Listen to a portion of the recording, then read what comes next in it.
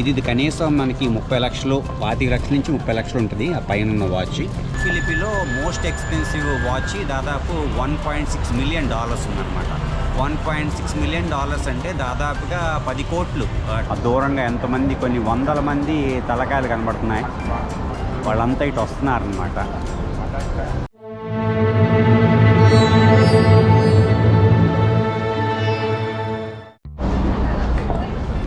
So ఇది YSL అంటారు, అంటే ఈవ్ సెయింట్ లారెంట్ అనేది. ఇది చాలా పెద్ద బ్రాండ్ అనమాట, మీకు చాలామంది తెలిసే ఉంటుంది. ఇదేంటంటే మోస్ట్లీ మనకి పెర్ఫ్యూమ్స్, తర్వాత లిప్స్టిక్స్, బ్యాగ్స్ ఇవి కూడా అమ్ముతారు. సో కొన్ని అండర్వేర్స్ అని ఇటువంటివి కూడా అమ్ముతారు. తర్వాత లాకెట్స్ అని, పెండెంట్స్ అని ఇవన్నీ కూడా అమ్ముతారు అనమాట. ఇక్కడ ఏంటంటే ఓన్లీ కాస్మెటిక్ ఐటమ్స్ అమ్ముతున్నారు. చూడండి ఈ జనరేషన్ అంతా ఎలా ఉంటారంటే జాపనీస్లో ప్రతి ఒక్కళ్ళు మీకు కంప్లీట్గా మాస్క్స్ పెట్టుకుని ఉంటారు. అంతా మీరు చూస్తున్న వాళ్ళు దాదాపుగా 60-70% విమెనే ఉంటారు అనమాట. రిమోవా అనే కంపెనీ, ఈ రిమోవా అనే కంపెనీ ఏంటంటే సూట్ కేస్ తయారు చేస్తుంది అనమాట. ఈ సూట్ కేసు అల్యూమినియం కేసు లాగా ఉంటుంది. కాకపోతే ఒక్కో సూట్ కేసు దాదాపుగా రేట్ ఏంటంటే 70,000 నుంచి దాదాపుగా 2 లక్షల రూపాయల వరకు ఉంటుంది అన్నమాట. ఇది ఇలా ఉంటాయి సూట్ కేసు, డిఫరెంట్ సైజెస్. ఈ కంపెనీ పేరేమో రిమోవా అనమాట. స్టార్టింగే దాదాపు ఈ సూట్ కేసు 70,000 నుంచి స్టార్ట్ అవుతుంది, 70,000 రూపాయల నుంచి స్టార్ట్ అవుతుంది.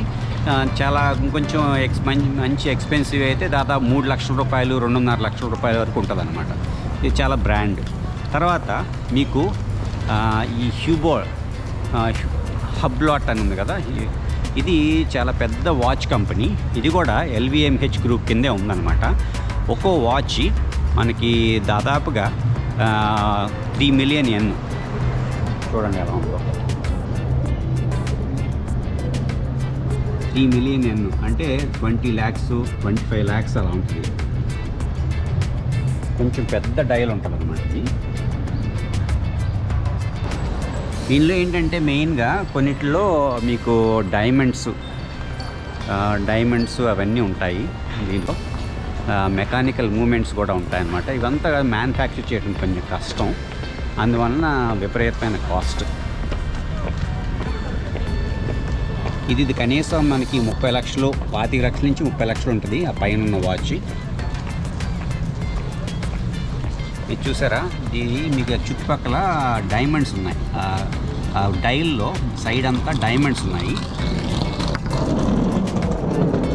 ఇది విపరీతమైన కాస్ట్, దాదాపుగా 30 లక్షలు 35 లక్షలు, దాదాపుగా 15 లక్షల నుంచి స్టార్ట్ అయ్యి ఇంకా మిగతా పైకి ఎంతన్నా ఉండొచ్చు అనమాట.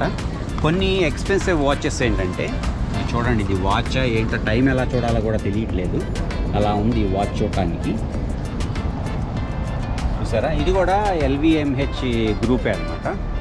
సో చూసారా, ఈ బ్రిడ్జ్ ఈ ఏరియాలో మొత్తం ఇటువంటి షాప్స్ అనమాట.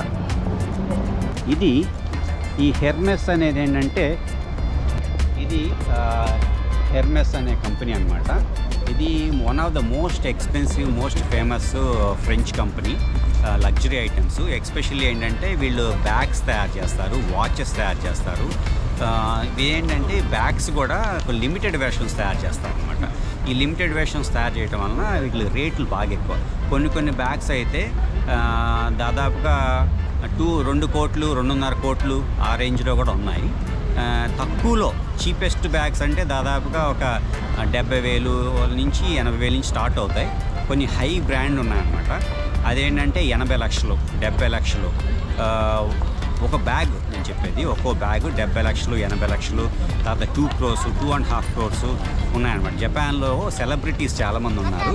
ఈ సెలబ్రిటీస్ దగ్గర ఏంటంటే చాలా డబ్బులు ఎక్కువ ఉంటాయన్నమాట. వాళ్ళు ఈ బ్యాగ్స్ అవి బాగా కొంటారు, కొని వీళ్ళు కలెక్షన్లో పెట్టుకుంటారు అనమాట. ఒక్కొక్కళ్ళు కొంతమంది టీవీలో చూపిస్తూ ఉంటారు అనమాట. ఒక్కొక్కళ్ళ దగ్గర 30 హెర్మెస్ బ్యాగులు 40 హెర్మెస్ బ్యాగులు ఉంటాయి. ఒక్కోటి 70 లక్షల నుంచి 2 కోట్ల రూపాయలు ఖరీదు ఉంటుంది అన్నమాట ఒక్కో బ్యాగ్.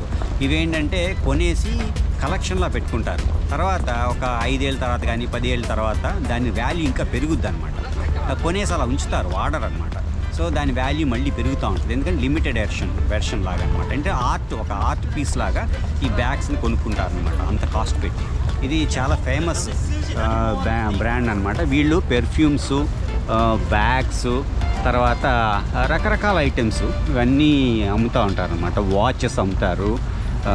మెయిన్ ఏంటంటే బ్యాగ్స్ అనమాట ఈ హెర్మెస్ అనేది. చూడండి ఇది ఎలా ఉందో. ఇది దాదాపుగా 160 ఏళ్ళు 170 ఏళ్ళ నుంచి ముందు నుంచి ఉంది ఈ కంపెనీ.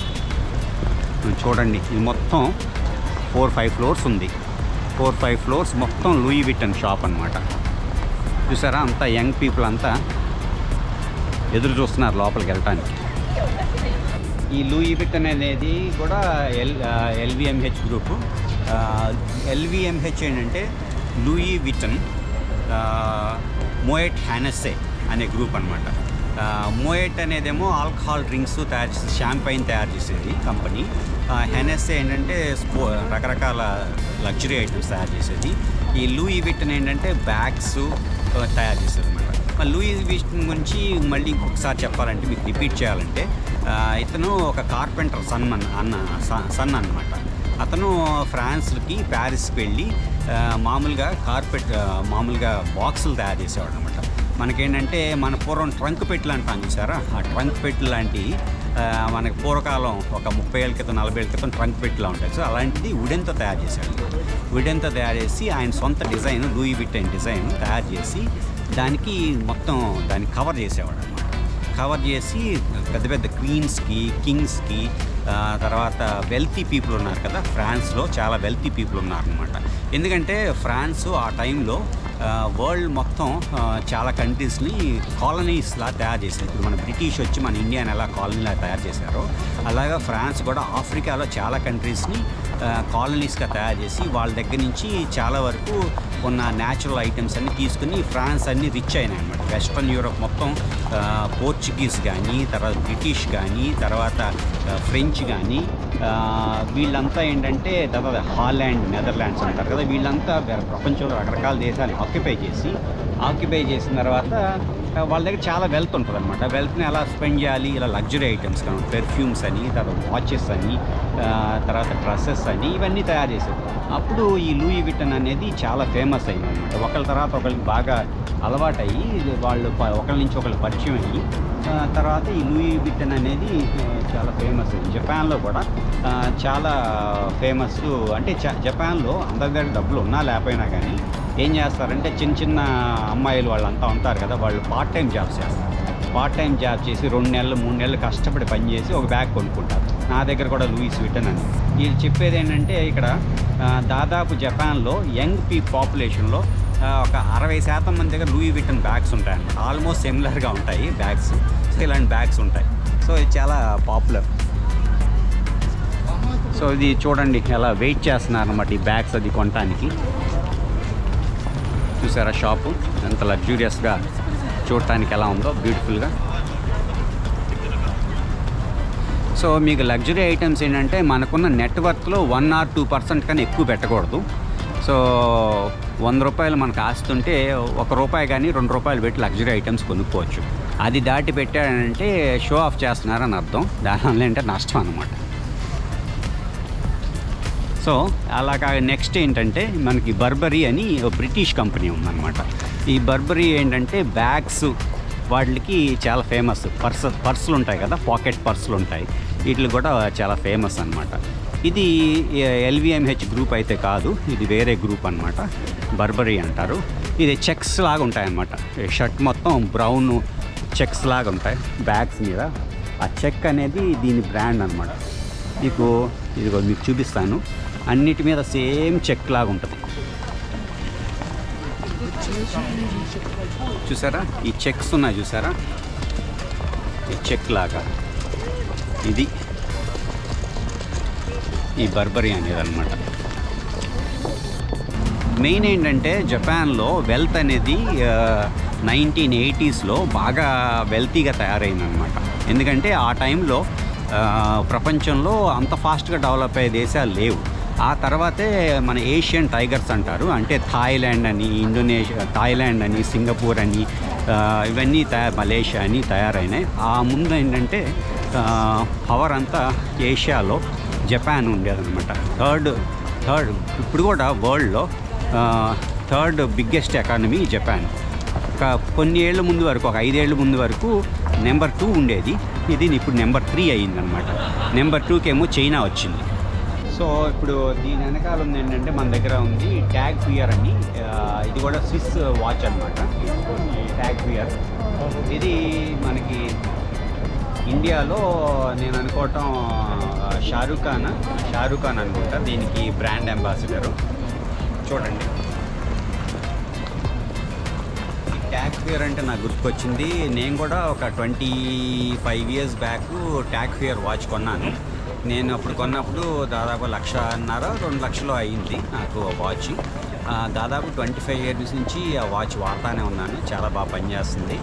లగ్జరీ ఐటమ్స్లో మెయిన్ ఏంటంటే కొన్ని ఐటమ్స్ 50 years 100 years కూడా పనిచేస్తాయి. అలాంటప్పుడు ఏంటంటే మనకి అది ఎక్కువ రేట్ పెట్టుకున్నా తప్పేం లేదు. ఎందుకంటే పర్ ఇయర్కి కాస్ట్ చూస్తే మీరు ఒక వస్తువు కొని 20 ఏళ్ళు 30 ఏళ్ళు పనిచేస్తుంది అనుకోండి, ఇయర్కి కాస్ట్ చూస్తే కొన్ని చాలా తక్కువ అనమాట.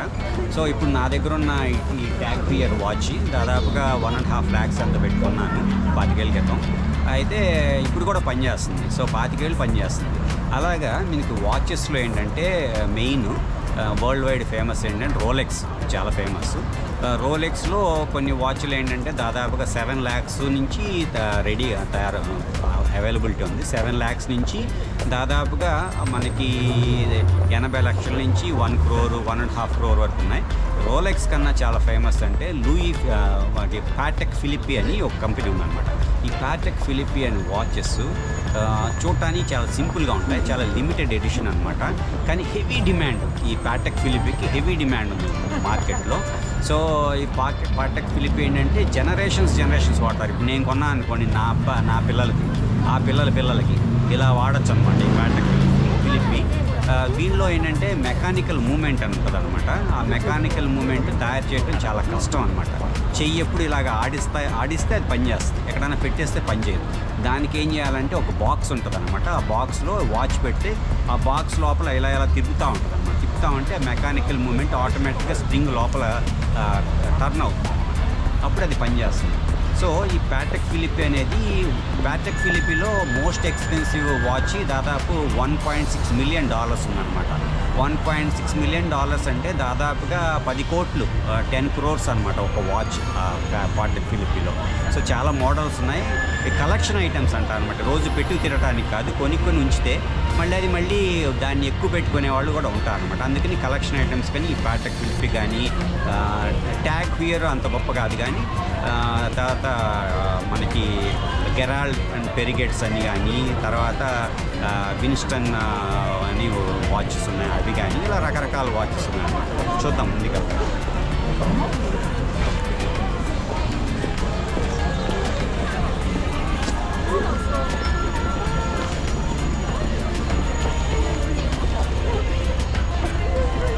ఇది డియోర్ అనే కంపెనీ. ఇందాక మనం ఏంటంటే డియోర్లో కాస్మెటిక్స్ చూసాము. ఇదేంటంటే డియోర్ డ్రెస్సెస్ అన్నమాట. ఇది కూడా చాలా ఫేమస్.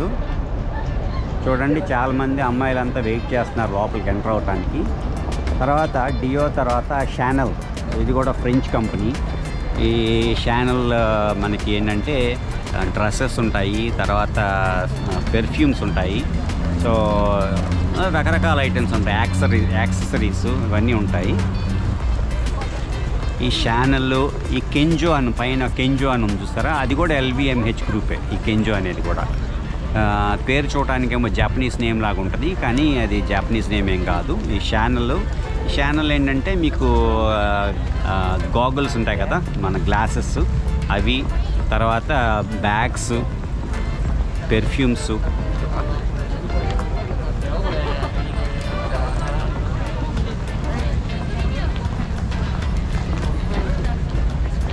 చూసారా ఎలా ఉందో ఇది.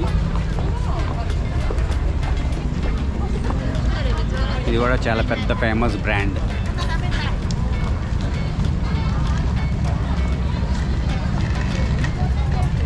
పైన కెంజో కూడా ఫేమస్ బ్రాండ్ అనమాట. చూడండి డియోర్ బిల్డింగ్ ఎలా ఉందో, చాలా నైస్ కన్స్ట్రక్షన్ డియోర్ బిల్డింగ్. తర్వాత ఇది రాల్ఫ్ లారెన్ అంటారు కదా, రాల్ఫ్ లారెన్ అనేది కూడా చాలా పెద్ద బ్రాండ్ అనమాట. ఈ రాల్ఫ్ లారెన్ ఒక్కో షర్ట్ కొనాలంటే దాదాపు 15,000, మామూలు కాటన్ షర్ట్ లాగా ఉంటుంది చూడటానికి, కానీ దాదాపు 15,000, 20,000 రూపాయలు ఉంటుంది ఒక్కో షర్ట్ అనమాట. మంచిది, కొత్త బ్రాండ్స్ అయితే. సో దానిలోకి వెళ్ళటానికి చూసారా ఎంతమంది వెయిట్ చేస్తున్నారో, కొనటానికి చూడటానికి తెలియదు, కానీ చాలామంది లైన్లో వెయిట్ చేస్తున్నారు అనమాట ఈ రాల్ఫ్ లారెన్. జపాన్లో ఏంటంటే మనకి సో ఇది రాల్ఫ్ లారెన్ షాపు. నెమ్మదిగా లోపలికి వెళ్ళటానికి మార్గం ఉంటే ఒకసారి చూసొద్దాం.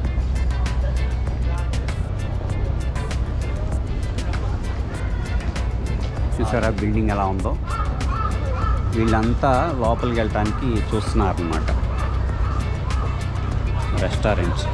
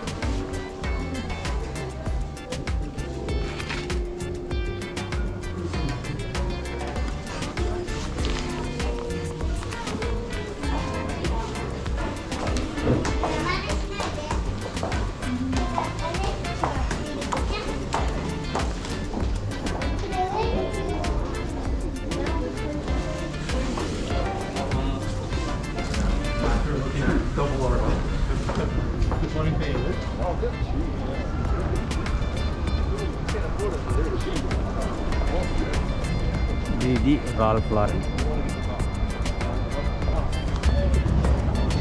సో ఇది ఇండియాలో మనకి చాలామంది తెలుసు, టామీ హిల్ఫిగర్ అనేది.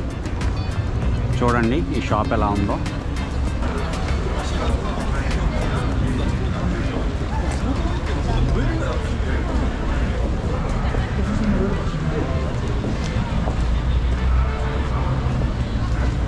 ఇది వెరీ ఇంట్రెస్టింగ్ కన్స్ట్రక్షన్ అనమాట. ఇది చూడండి అంత గ్లాసెస్తో ఎలా తయారు చేశారో.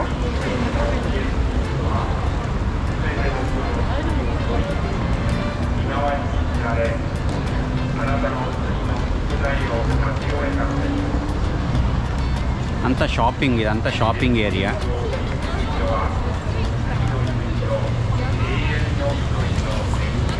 ఇది ఒక పెద్ద బిజీ సెంటర్ అన్నమాట. ఎక్కువ పీపుల్ అంతా ఇక్కడ మెయిన్ ఏరియా. చూసారా ఆ బ్యాక్లో చూడండి ఎంతమంది నడుస్తున్నారో. ఒక చిన్న వ్యాలీ లాగా ఉంది అది. ఆ దూరంగా ఎంతమంది, కొన్ని వందల మంది తలకాయలు కనబడుతున్నాయి. వాళ్ళంతా ఇటు వస్తున్నారనమాట. ఇదేంటంటే మెయిన్ జంక్షను. ఇదేమో టామీ హిల్ఫిగర్. ఆ పైన చూస్తే H&M అని ఉంది కదా, అదో కంపెనీ. ఇది టోక్యో ప్లాజా అనేది అనమాట. ఇదేమో టామీ హిల్ఫిగర్. మసారెట్టి ఇటాలియన్ కార్, దాదాపు 1.5 crore ఆ రేంజ్లో ఉంటుంది అన్నమాట. అన్ని షాప్స్, రెస్టారెంట్స్. ఇక్కడ అంతకుముందు గ్యాప్ ఉండేది, ఆ గ్యాప్ తీసేశారు. గ్యాప్ తీసేసి ఇలాగా వేరే కంపెనీస్ పెట్టారనమాట. ఈ ఏరియాస్ ఏంటంటే షాప్స్ అన్నీ మామూలుగా దొరకవు, చాలా ఎక్స్పెన్సివ్. రెంట్స్ చాలా ఎక్కువ అనమాట, ఎందుకంటే ఫ్లోటింగ్ పాపులేషన్ ఎక్కువ. తర్వాత టోక్యోకి వచ్చిన వాళ్ళంతా ఏంటంటే ఇక్కడ ఏదో ఒకటి కొనడానికి వస్తారు, ఎస్పెషల్లీ యంగ్ పీపుల్ అనమాట. తర్వాత ఈ సందులో ఈ పక్కనే ఒక తకేషిటా దోరి అని ఒక రోడ్ ఉంది. ఆ రోడ్ అంతా చాలా ఫుల్ బిజీ అనమాట. మీకు ఒకసారి చూపిస్తాను వీలుంటే. ఇంకా మనకి ఇక్కడ కరోనా అని ఆ వరి ఏం లేదు, అందరూ చాలా ఫ్రీగా యాక్టివ్గా మూవ్ అవుతున్నారు. చూడండి రోడ్స్ ఎంత బిజీగా ఉన్నాయో. ఇది H&M. ఈ H&M ప్రోడక్ట్స్ అన్నీ మోస్ట్లీ చైనాలో తయారవుతాయి. చూసారా ఎంత ఉందో.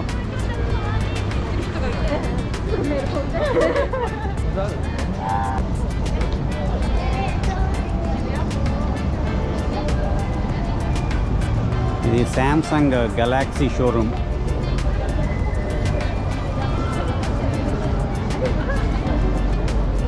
Samsung Galaxy showroom. Dear friends, ఇప్పుడు నేను షిబియాలో ఉన్నాను. షిబియాలో ఏంటంటే తకష్టా స్ట్రీట్ అని అక్కడ రాసుకుని చూసారా. తకే అంటే బ్యాంబూ అని, ఇష్టా అంటే డౌన్ అని, బిలో ద బ్యాంబూ అని మీనింగ్ అనమాట. తకేస్టా స్ట్రీట్ ఇది జపాన్లోనే one of the full busiest street అనమాట. ఒకసారి ఏంటంటే లోపలికి వెళ్తే నడవటానికి కూడా చోటు దొరకదు. ఒకసారి వెళ్ళి చూపిస్తాను మీకు ఎలా ఉంటుంది అనేది. ఇవాళ కొంచెం తక్కువ మందే ఉన్నారు ఈ స్ట్రీట్లో. మామూలుగా ఏంటంటే తోసుకుని వెళ్ళాలన్నమాట. ఇవాళ చాలా తక్కువ మంది ఉన్నారు. ఇదంతా యంగ్ పీపుల్ అంతా వచ్చే స్ట్రీట్ అనమాట. చాలా బిజీ స్ట్రీట్ ఇది. అన్నీ ఏంటంటే ఇక్కడ చిన్న చిన్న షాప్స్ ఇలాంటివి ఉంటాయి. జపాన్లో మనకి జనరల్గా పాపులేషన్ తక్కువ, అందుకని చాలా తక్కువ పాపులేషన్ ఉంటారు. మీకు రోడ్లు కూడా కామన్గా ఎక్కువ బిజీగా ఉండవు. కానీ ఏంటంటే ఈ స్ట్రీట్లో మీరు చూడండి ఎంత బిజీగా ఉందో ఈ రోడ్డు. ఇప్పుడు జపాన్లో అంతా వెదరు మారుతుందన్నమాట. మారి చెట్లు కలర్స్ అన్నీ మారిపోతున్నాయి. చూడండి చెట్లన్నీ గోల్డెన్ కలర్లో తయారైనాయి. సో చాలా బ్యూటిఫుల్గా ఉంది ఇప్పుడు ఈ స్ట్రీట్. చూడండి ఇది డిసెంబర్ అన్నమాట. డిసెంబర్ 5 వాళ్ళ